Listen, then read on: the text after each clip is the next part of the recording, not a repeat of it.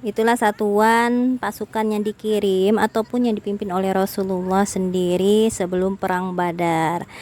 Dalam satu peperangan tidak terjadi perampasan harta, juga tidak ada korban jiwa, kecuali dari tadi ya, insiden perampasan harta apa yang iya, orang Quraisy. Iya, orang Quraisy. Nah, setelah adanya insiden kapilah dagang yang dirampas hartanya, kemudian ditawan orang-orang Quraisy tadi, maka orang-orang Quraisy merasa ada perasaan takut di hadapan mereka, terasa adanya bahaya ya.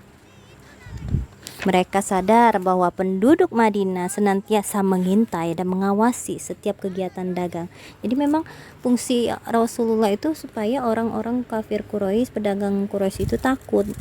Hingga orang-orang musyrik itu sadar bahwa jalur perdagangan mereka dari Mekah ke Syam itu akan mengalami ancaman yang besar.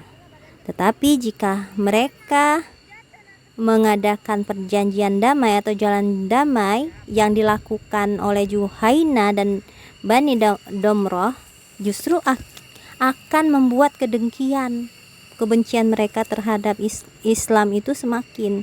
Akhirnya para pemimpin kafir Quraisy bertekad untuk mewujudkan ancaman yang pernah disampaikan sebelumnya, yaitu menghabisi orang muslim di tempat tinggal mereka. Nah, inilah yang akhirnya membawa mereka kepada perang Badar.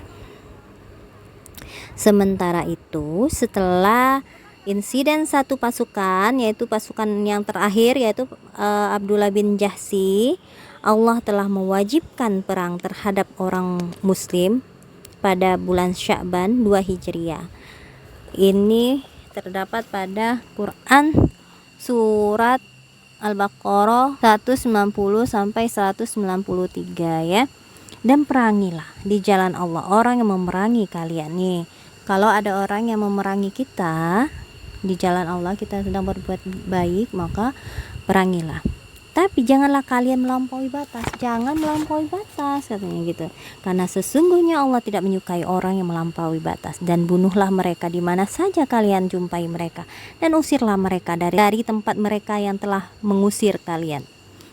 Dan fitnah itu lebih besar bahayanya dari pembunuhan. Dan janganlah kalian memerangi mereka di Masjidil Haram. Jadi di Masjid Haram itu tidak boleh, kecuali jika mereka memerangi kalian di tempat itu. Jadi harus diperangi juga, kecuali jika mereka memerangi kalian di tempat itu. Jika mereka memerangi kalian di tempat itu, maka dan bunuhlah mereka. Demikianlah balasan bagi orang-orang kafir. Kemudian jika mereka berhenti dari memusuhi kalian, maka sesungguhnya Allah Maha Pengampun lagi Maha Penyayang. Dan perangilah mereka itu sehingga tidak ada fitnah lagi, dan sehingga agama itu hanya untuk Allah belaka. Jika mereka berhenti dari memusuhi kalian, maka tidak ada lagi permusuhan kecuali terhadap orang-orang yang zalim. Jadi boleh kita berperang kalau kita diperangi, tapi dalam batas yang wajar. Kalau kita lihat di orang kafir Zionis ya, Israel, mereka itu berperang dengan tidak wajar, melampaui batas. Anak-anak nggak boleh, anak-anak wanita itu nggak boleh, orang tua nggak boleh. Setelah itu Allah pun menurunkan beberapa ayat lain yang serupa ya, yang mengajarkan cara berperang kepada kaum muslimin. Apabila kalian bertemu dengan orang kafir di medan perang, maka pancunglah batang leher mereka, sehingga apabila kalian telah mengalahkan mereka, maka tawanlah mereka, dan sesudah itu kalian boleh membebaskan mereka atau menerima tebusan sampai perang berhenti. Demikianlah bila Allah menghendaki, niscaya Allah akan membinasakan kalian. Tetapi Allah hendak menguji sebagian di antara kalian dengan sebagian yang lain. Dan orang-orang yang gugur di jalan Allah, maka Allah tidak akan menyia-nyiakan amal mereka. Allah akan memberi pimpinan kepada mereka dan memperbaiki keadaan mereka dan memasukkan mereka ke dalam surga yang telah diperkenalkannya kepada mereka. Hai orang-orang yang beriman, jika kalian menolong agama Allah, niscaya Dia akan menolong kalian dan meneguhkan kedudukan kalian. Quran Surat Muhammad ayat 4-7. Lalu Allah mencela orang-orang yang tidak punya nyali, keinginan, kekuatan, gemetar, orang yang gemetar, ketakutan ketika mendengar perintah untuk berperang. Pada surat Muhammad ayat 20. Iza unzilat suratum muhkamatu wa dzukira fihal qitalu ra'aital ladzina fi qulubihim maradun yanzuruna ilaika nazaral mukhsyyi alaihi minal maut.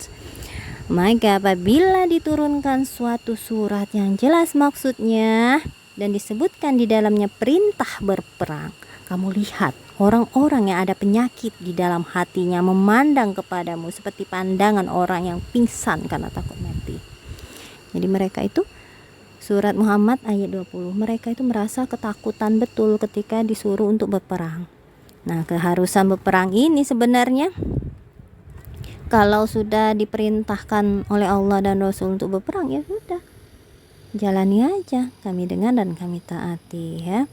Nah, ini ketika ada perintah untuk berperang, maka harus diadakan persiapan. Kita harus mempersiapkan segala sesuatu ya.